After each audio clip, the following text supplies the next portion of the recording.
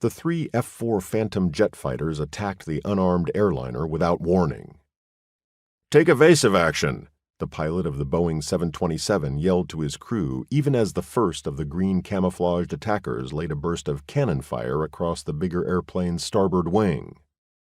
"Jesus, where did they come from?" the airliner's navigator cried, trying to get an exact fix on their position. No one answered him.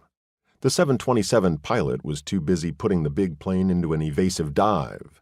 The co-pilot was punching buttons on his radio. "Mayday! Mayday!" the second-in-command screamed into his mic. "This is civilian charter flight 889. We are under attack by 3 fighters. Approximate position 15 nautical miles south of Memphis, at 15,000 feet. Suddenly, the air was filled with the horrible sounds of screaming jet engines and cannon fire. The second F-4 roared in on the airliner head-on, its nose gun blazing wildly. The 727 pilot yanked the big airplane to the right, limiting the Phantom's hits, but still sustaining damage to the airliner's portside engine cowling. All the while, the co-pilot continued to put out his distress call.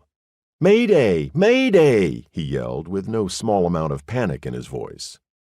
"Any friendly aircraft in the area. We are being attacked by 3 fighters. Identity unknown. Any friendly aircraft in the area, please assist us." The pilot put the 727 into yet another gut-wrenching maneuver in an effort to avoid the third Phantom now peeling off to begin its strafing run. The co-pilot never stopped broadcasting his frantic SOS calls, but the navigator knew it was hopeless. A quick check of his radar screen told him that besides the 3 attackers and themselves, there were no other aircraft, friendly or otherwise, within 20 miles of them.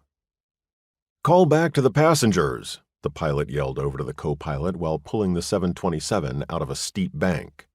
"Tell them to prepare for a crash." The co-pilot immediately switched his radio to internal and quickly relayed the pilot's message back to the airliner's 86 terrified passengers.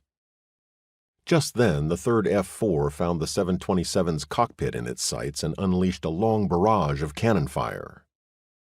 The shells ripped into the airliner's flight deck, puncturing the co-pilot's left shoulder, smashing the navigator's legs, and knocking both men unconscious. At the same time, the pilot was hit in the face with a shower of broken glass from the instrument panel shattered by the cannon fire. Suddenly, the cockpit was awash in oil, hydraulic fluid, and blood. Through stinging, blurry eyes, the pilot could see the 3 F-4s regrouping off to his left. "One more pass and we're going down," he whispered grimly to himself. Already the 727 was dangerously losing altitude. The Phantoms had succeeded in blasting away the airliner's port wing stabilizers and damaging its centerline tail engine. It was all the pilot could do to keep the big airplane from flipping over.